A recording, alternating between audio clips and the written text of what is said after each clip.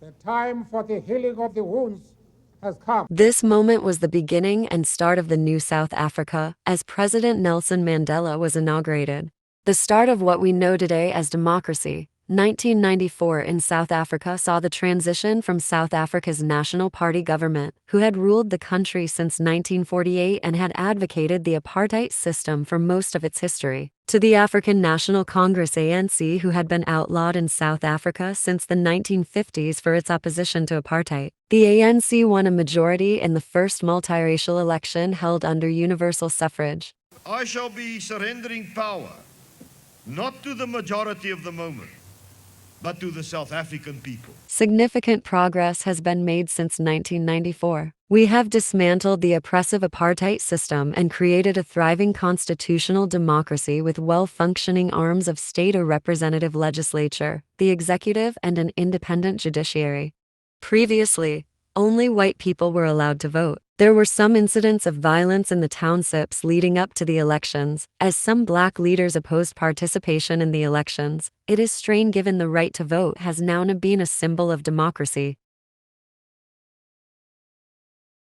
And reliable service delivery remains one of the biggest challenges in South Africa.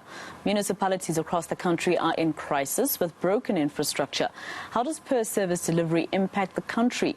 Well, today the Centre for Risk Analysis launched their 2022 edition of the Socio-Economic Survey of South Africa. David Ansara is the Chief Operating Officer of the Centre for Risk Analysis, and he joins us now to discuss this further with us. Thank you very much, David, for your time here on All Angles. What has been the findings in your survey? Good afternoon. Thanks for having us on. So, indeed, we did launch the Socioeconomic Survey of South Africa today. It is a flagship reference guide of the Centre for Risk Analysis. You can see that it is quite a tome, over 800 pages. So there's quite a lot of data in there which details some of the fundamental underlying trends in South Africa. And we had a presentation this morning to our clients and members of the media where we went through some of these data trends. And, what we're seeing is a breakdown in the capacity of the state to deliver basic services. Much of this is because of South Africa's low growth trap that it is currently stuck in, which is impacting on government revenues. So we now see government finances are running quite large deficits, not quite as high as during COVID. But that is still quite high, 5.7% deficit. And this is meaning that government across all spheres of governance is experiencing a kind of breakdown in basic services. And this is very acutely felt at the local level. And, we also detailed how this is impacting on consumers, etc., and on standards of living. So across key measures, access to housing, access to water and sanitation, electrification. These trends are all showing negative, but that hasn't always been the case. During the mid-2000s, we saw dramatic rises in living conditions, people getting access to formal housing, and that was the dividends of South Africa's high growth at that time. So, I think the story that emerged from our discussion this morning was that the success or failure of South Africa is really contingent on the policies that are implemented. And at the moment in South Africa, the policy framework is very constraining. We're not getting on top of those core governance risks that are leading us to seeing some of the very evident breakdown in our infrastructure, the rolling blackouts across the country, as well as some of the water problems that were profiled in your headlines there. So, I think the picture at the moment is of a very strained system, and the government's just really not able to, to capacitate that system to be effective in terms of service delivery. With all the socio-challenges that the country is facing, citizens are starting to question the meaning of this democracy. I'm nervous. Jack, thank you so much for the question. How do we understand democracy? I was here, I think, a couple of months ago, sitting on the real VIP balcony up top there. And Justice Malala was launching his book. And I asked a question around terrorism. And what would it take for us to define our leadership as terrorists? What would terrorism look like? If you look at our power outages, if you look at the destruction of our railway systems, if you look at our economy, the jobs, you look at the violent crime. Just recently we had Zamazamas literally mugging people in traffic, and how the police kind of look helpless, if not complicit. I asked, could it be that we are run by a terrorist organization? Which becomes ironic because the Apartheid government called the ANC and others terrorist organizations. And if we were to agree that they are a terrorist organization and they are destroying this country, potholes, destruction of infrastructure, etc., what would be the right action for a terrorist organization? We're here today, fortunately, because there must always be a silver lining. We're here, fortunately, because of the failures of our government. If our government was doing their job, like our chat would be in some obscure little corner, no one would be listening. We deserve a better government. Like, shut up, everything works. But we're here because it's failed, and almost everyone is complicit in the failure. The vibes outside when we got here were so nice. Like, I wish we were having like beautiful chats about, the future of this country and AI and technology. But the reality is this is a very serious conversation, and we need to take it with the seriousness that it needs. Democracy, I think, according to definition, has something to do with either the majority or the whole of the population choosing a government. So a government by the people. In this country, it's almost debatable whether this government we have is by the people. That's what we're told. But we've almost got maybe 40 million eligible voters, people over 18, according to the criteria. Of those, about 26 million are registered. So we lose the difference, which is 14, maybe, million, who are not registered at all. Of the 26 million in the last elections, we had just over 17 million that actually did vote. So if we're speaking like quorums and resolutions to be passed, we don't even meet 50% of eligible voters to vote, but we say this is our government. And then the ANC, of course, in its arrogance, as Uchemi spoke about SWAPO and Botswana and all these other countries where there's like a majority party. It's 10 million people that voted for the ANC out of a potential 40 million. And they out there as if everyone asked for them, number one. Number two, one of the more, maybe spicy, I think is a better word. One of the more spicy things I've said is, I think people should need to earn a license to vote. Because when people are undereducated and ignorant, allowing them to vote is not much different to giving a loaded gun to a child.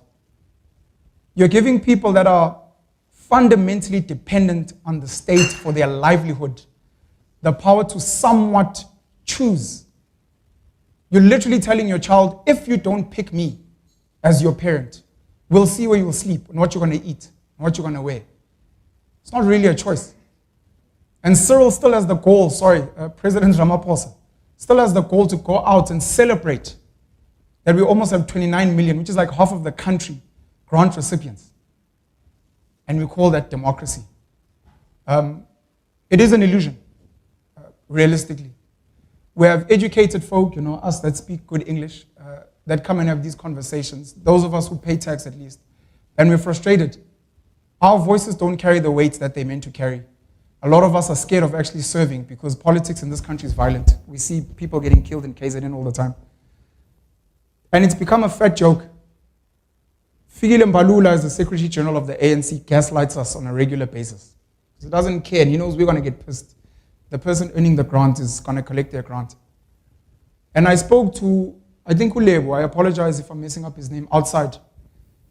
And one of the things we spoke about was what's missing, or he asked me what's missing from the media. And I said, I think the media listens to too many educated, well-off political analysts and not the real people on the ground.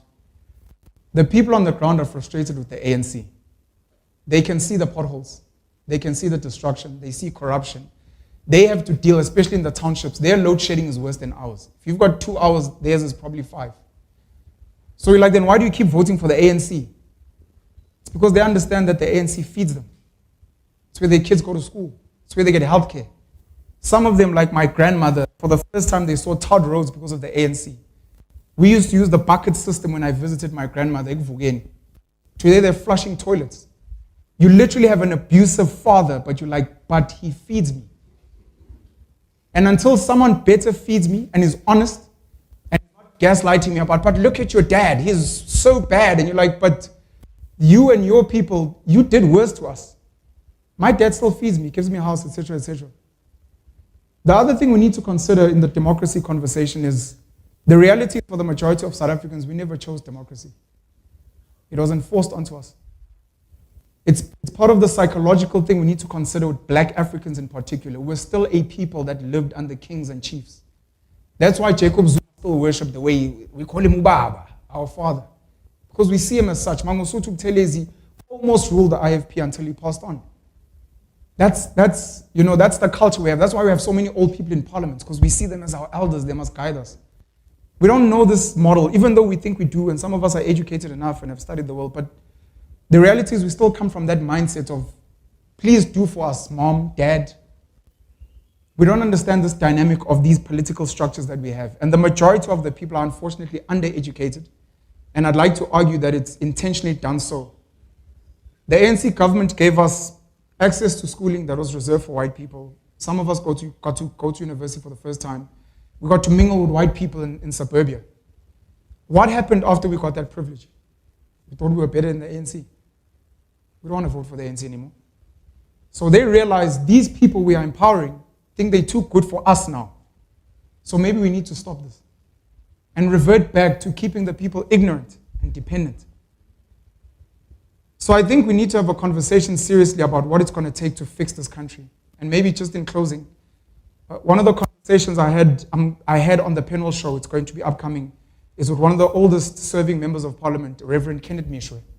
And we'll speak about the Constitution, which, unless you're educated people still agree that, one of the best constitutions in the world. People at the bottom feel that the Constitution has failed them. We spoke about the Bill of Rights, and we spoke about maybe we need to consider adding a Bill of Responsibilities in that. Got to visit the polarizing town of Orania, and one of the key takeouts there, which is one of the key things that is discussed even with the guys at AfriForum, is the pioneering spirit of Afrikaans people and doing for self. Well, outside of doing for self and oppressing black people, but doing for self and actually building the things they need.